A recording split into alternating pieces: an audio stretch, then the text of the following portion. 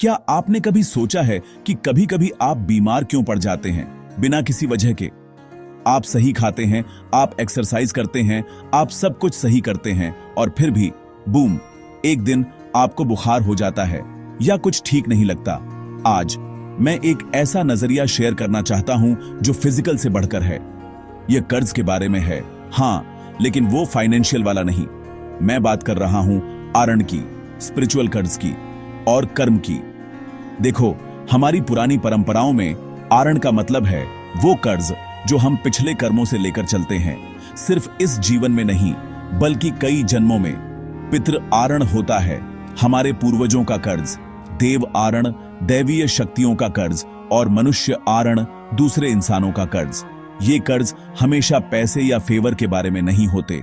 कभी कभी ये अधूरे इमोशंस होते हैं, अनकहे शब्द होते हैं या पुरानी शिकायतें होती हैं जो हमारी आत्मा पर भारी पड़ती है।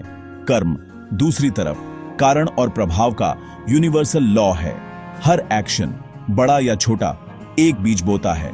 कभी कभी इसके इफेक्ट्स तुरंत दिखते हैं, दूसरी बार वे सालों बाद दिखाई देते हैं या यहां तक कि ऐसे तरीकों से जिन्हें हम देख नहीं सकते। तो जब आप अचानक बीमार पड़ जाते हैं बिना किसी मेडिकल एक्सप्लेनेशन के, तो यह एक साइन हो सकता है। शायद कोई कार्मिक सबक है जो आपकी आत्मा आपको सिखाना चाहती है। शायद कोई कर्ज है जिसे चुकाने की जरूरत है। अब मुझे गलत मत समझना, हर बीमारी मिस्टिकल नहीं होती, लेकिन स्पिरिचुअल साइड को इग्नोर करना ऐसा है जैसे एक आंख बंद करके फिल्म देखना।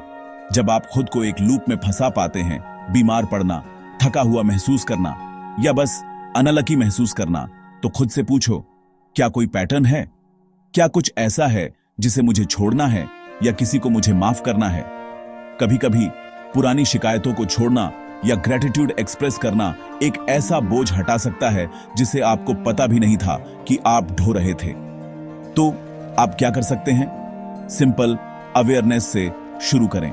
मेडिटेट करें, रिफ्लेक्ट करें या बस शांति से बैठें और पूछें, क्या कोई कर्ज है जो मैं लेकर चल रहा हूं? जहां हो सके वहां सुधार करें, माफ करें, भले ही यह मुश्किल हो। और सबसे जरूरी बात, अपने एक्शंस का ध्यान रखें, क्योंकि हर पल आपके कर्म को आकार देता है।